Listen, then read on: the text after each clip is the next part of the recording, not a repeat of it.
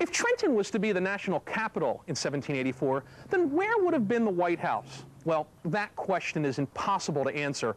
But there's this one place in the western section of Trenton where one sitting American president did live, Trenton's very own White House. But it's called the Hermitage. The stately old mansion sits on Colonial Avenue just off West State Street. It is an apartment building today with little more than a small plaque that gives a clue to its glorious past. The plaque tells of its place in the history of the First Battle of Trenton, but there is so much more to tell. The home was built by the Rutherford family in 1760, and before the Revolutionary War, General Philemon Dickinson purchased the property, who left the home unoccupied during that war. Hessian soldiers took over the house in December 1776, where they were attacked by the American force led by General John Sullivan at the start of the first battle.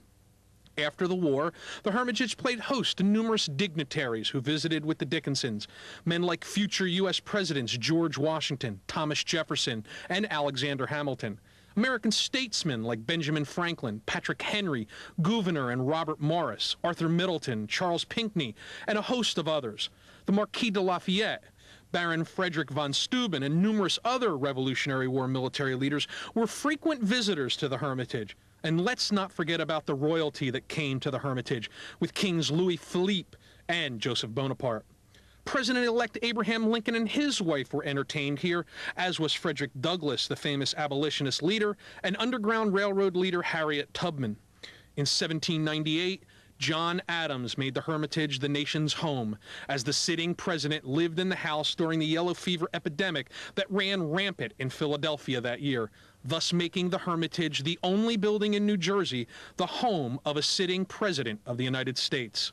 The house was purchased by Edward J.C. Atterbury in 1850, who lived in the mansion with his family and expanded the house and grounds.